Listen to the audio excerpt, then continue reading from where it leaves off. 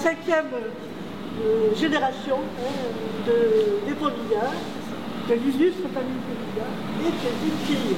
Ouais. Alors comment tu vis tout ça? Raconte-moi un peu comment tu es finalement mis dans le carnaval. Et depuis toujours, j'ai toujours traîné dans l'atelier.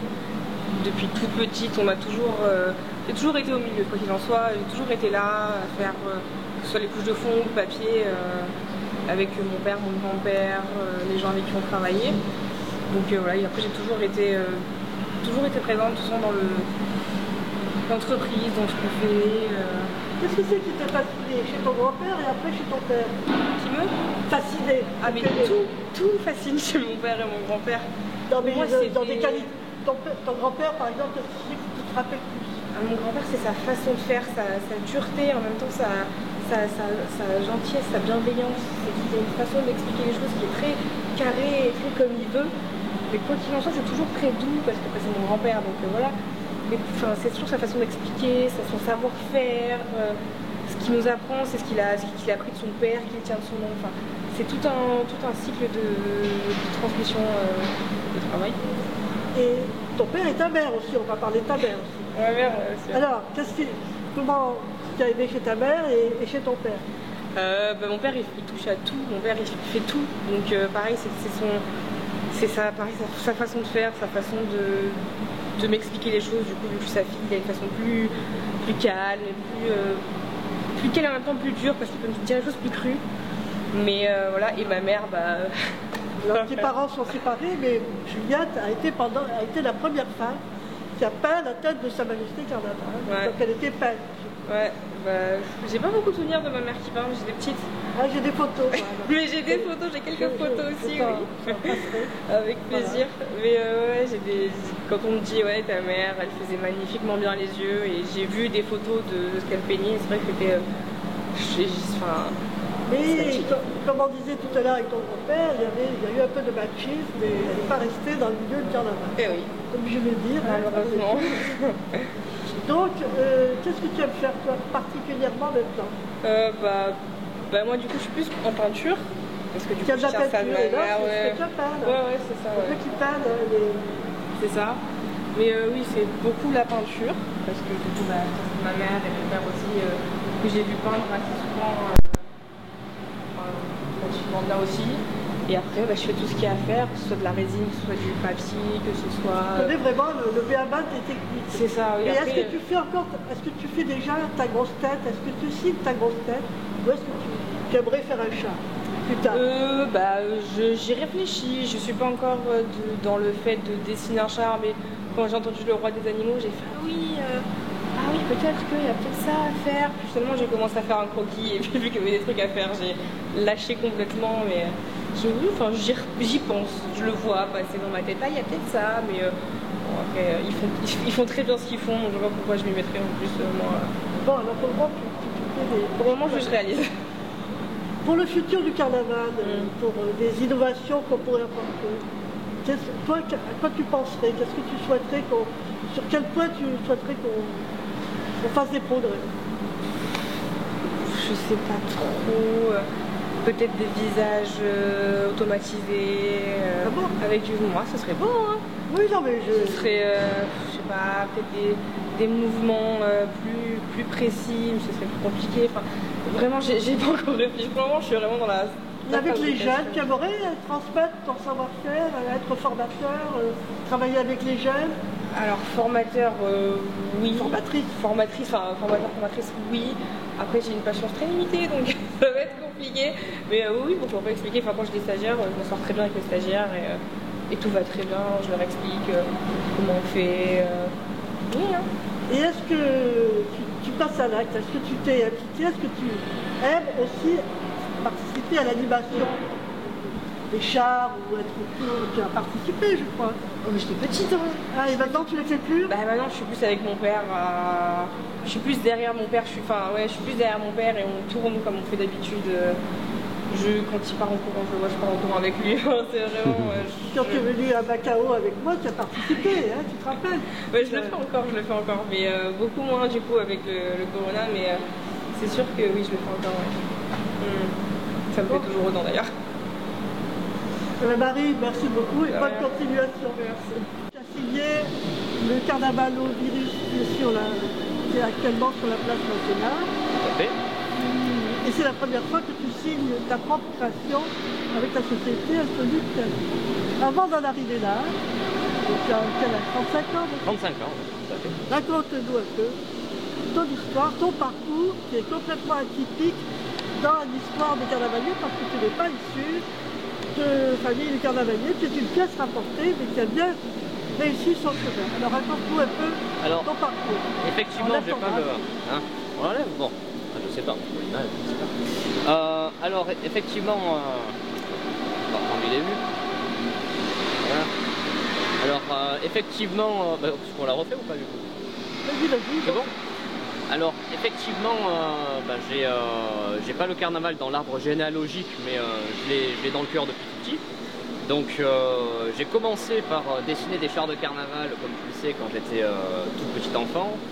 Puis, je me suis mis à les fabriquer en Lego. Puis, j'ai entendu les mots eau, farine. Je me suis mis à les faire en miniature, autorisé, mécanisé, en récupérant tout ce que je pouvais trouver donc dans les poubelles du quartier, en récupérant les cartons, en récupérant le polystyrène, les emballages, les jouets jetés. Et puis je suis venu aider à un moment de ma vie passer mes 17 ans un carnavalier, et puis j'ai fait mes armes en créant, en concevant pour d'autres pendant 17 ans au sein du carnaval officiel. C'est bien le nom du carnaval. Et puis j'ai à un moment donné eu l'alignement des planètes qui m'a fait me dire voilà, c'est le moment de prendre le départ et c'est le moment de se lancer. C'était donc il y a un an et j'ai monté ma société et donc je suis aujourd'hui très heureux d'avoir pu recueillir la confiance de la ville pour porter un premier projet qui est présentement sur la place Masséna avec ce carnaval au virus effectivement.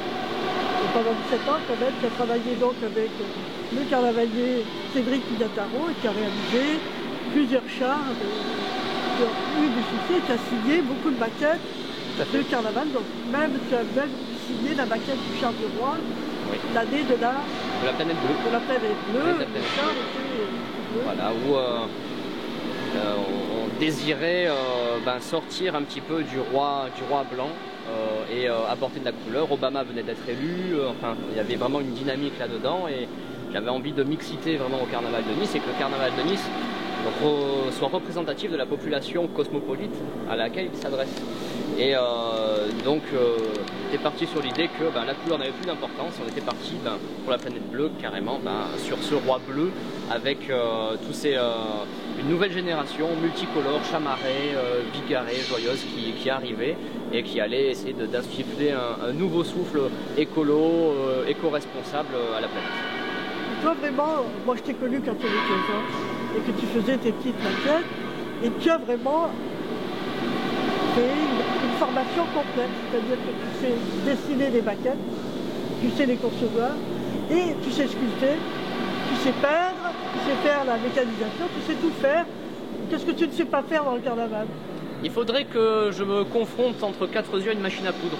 Voilà. Ah, d'accord, je suis limité sur l'électronique et la machine à coudre pour l'instant. Voilà. Mais, par contre, ta compagne, elle s'est soudée et j'ai assisté à une discussion terrible où elle râlait de ne pas pouvoir souder.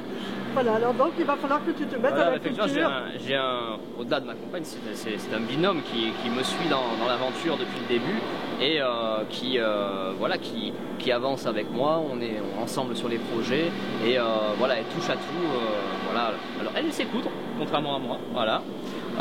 Et puis voilà, elle se mesure à la soudure, à la sculpture, à la peinture. Enfin, voilà, on est vraiment c'est vraiment la source de ce qu'on veut faire avec cette entreprise, c'est vraiment se créer voilà, une nouvelle équipe de gens passionnés où on va vraiment essayer de permettre à des passionnés de s'exprimer et de devenir qui peuvent devenir. Ça se passe bien avec les autres carnavaliers? Oui, dans l'ensemble, oui. On a besoin, je pense, en tout cas moi, j'en suis convaincu depuis longtemps, plus on sera nombreux à servir Sa Majesté Carnaval, plus Sa Majesté Carnaval s'en portera bien, je pense, et plus on pourra aller loin, et plus on pourra faire des belles choses, et vraiment aller au bout des choses.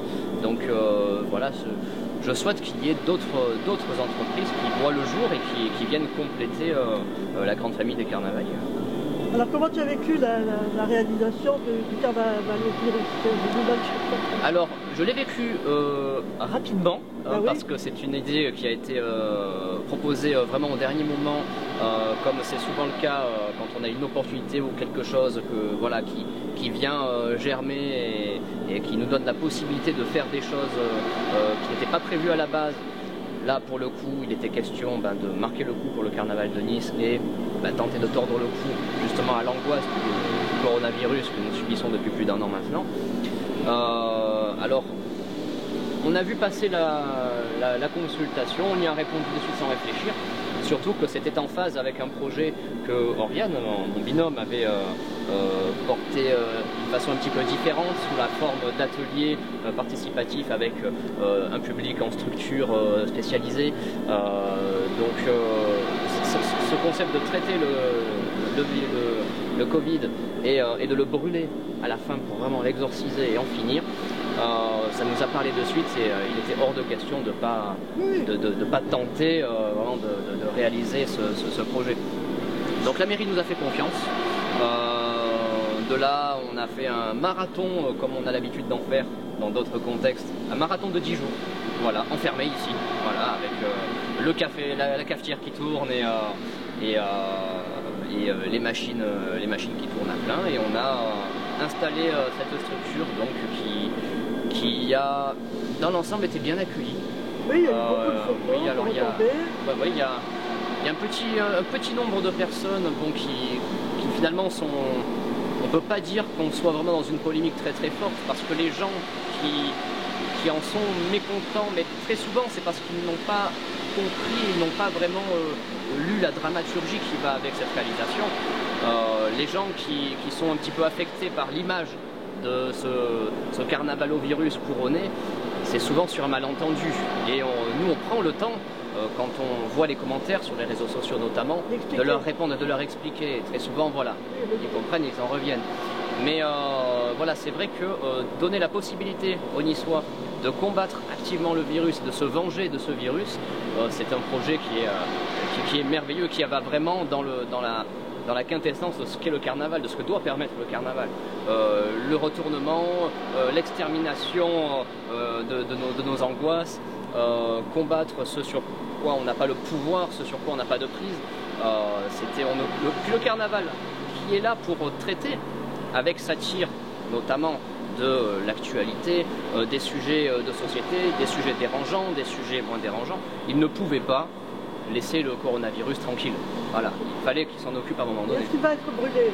Il va être brûlé samedi. Est-ce que c'est le char ou c'est une copie? C'est une copie. C'est une copie, un petit peu plus légère dans sa structure, qui commence à peine à être tracée au sol derrière nous, qui va être entreprise dans les jours qui viennent.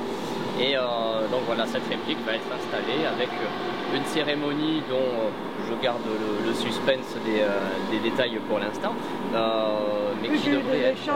Voilà. Et qui devrait être un beau moment aussi de cohésion avec les Niçois. Si on devait définir l'ADN du carnaval, écrire le charte du carnaval, du carnavalier, tu sais que ça te fait à cœur, qu'est-ce que toi, sur quels accents sur quoi tu mettais l'accent? Le carnaval de Nice, je pense qu'on en a parlé souvent, toi et moi, Annie, je pense qu'il faut le voir comme une salade avec des ingrédients identifiés.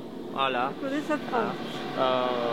Et parmi les ingrédients, je pense qu'il y en a un certain nombre qui sont importants à préserver et à garder en représentation. Je pense qu'il ne faut pas essayer de lui donner une couleur uniforme. Moi, je suis... alors, évidemment qu'il faut donner une cohérence, mais j'aime bien aussi quand ça part un petit peu dans tous les sens personnellement, et je suis, c'est un sujet de désaccord qu'on a souvent toi et moi, je suis un peu moins attaché que toi à la dramaturgie générale du corso. Je pense que par contre, les choses sur lesquelles on peut tous se retrouver, c'est le maintien du carton-pâte, avec notre recette traditionnelle, qui fonctionne et qui est irremplaçable depuis 140 ans sur le revêtement des chars de carnaval à minima. Les codes de peinture, les codes de couleur sur les visages doivent être représentés aussi, même s'ils sont pas. Il ne faut pas que ce soit écrasant et exhaustif pour pouvoir permettre l'innovation et pour pouvoir permettre des expériences différentes. Mais il faut que ce soit partie intégrante du contenu artistique du carnaval de Nice. Et puis, il faut garder ce qu'on a perdu de vue à un moment donné dans l'histoire du carnaval de Nice. Et ça a été très dommage parce que ça nous a plongé dans des décennies où on s'est petit à petit folklorisé, puis ringardisé, on s'est complètement déconnecté du monde.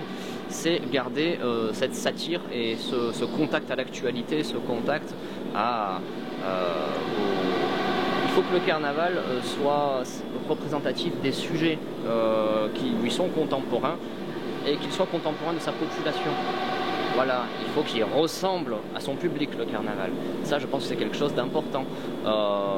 Pour parler très clairement et sur quelque chose de très pragmatique et de très concret, le carnaval tout blanc, comme en 1960, il a peut-être plus sa place. Maintenant, nous avons une population, au-delà de la population niçoise. Le public du carnaval est multicolore. Je pense que c'est des choses qui doivent être intégrées aussi. Voilà, donc maintenant, il faut y réfléchir davantage, il faut y réfléchir en profondeur et on a beaucoup d'échanges à avoir là-dessus.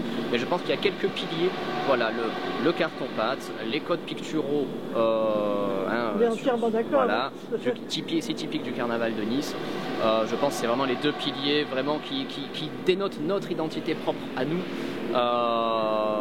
et qui ne nous empêchent pas. J'ai entendu par moments le carton-pâte c'est ringard. Le carton-pâte est un procédé, il ne peut pas être ringard. La forme que l'on va lui donner ou pas peut être innovante ou ringarde, mais il n'y a pas de matière ou de technique ringarde. Je te remercie de dire ça, c'est très important. Et franchement, je suis très touchée que tu dises ça. On a beaucoup discuté avec Johan et là vraiment, je suis tout à fait d'accord avec toi. Et la formule qu'il a reprise, c'est une formule que j'ai aussi. On a la salade niçoise. On a le pampagna et vous voyez les polémiques qu'il y a quand quelqu'un nous met des pommes de terre dans la salade niçoise, nous fait un pampagna qui ressemble à un hamburger. Donc, à la fois nous avons la salade niçoise, nous avons le pampagna et nous avons le carnaval niçois avec les ingrédients que Johan vient de citer. Voilà, et ça c'est vraiment un point de départ et de base. J'espère qu'on on en discute beaucoup avec les on va cheminer là-dessus. Et après, il y a quand même la dramaturgie, et d'ailleurs on en a aussi parlé, avant et autour du char, qui doit être aussi quand même... La dramaturgie élaborée. sur le char, j'en suis complètement d'accord. Maintenant c'est l'unification du corso qui me dérange un petit peu. Ah mais ça c'est à rediscuter, on parle pas de... Mais il faut que chaque char ait une dramaturgie plus importante. Parce qu'on va entrer dedans, on va... Complètement. C'est plutôt comme ça qu'on va faire. Après l'unification, une seule musique ou des trucs comme ça, on est en train aussi d'en discuter. Eh bien Johan, bon, bonne chance, bonne continuation. Bah oui, on a une petite semaine encore, un petit marathon d'une semaine là pour aller au bout de cette belle aventure. Là.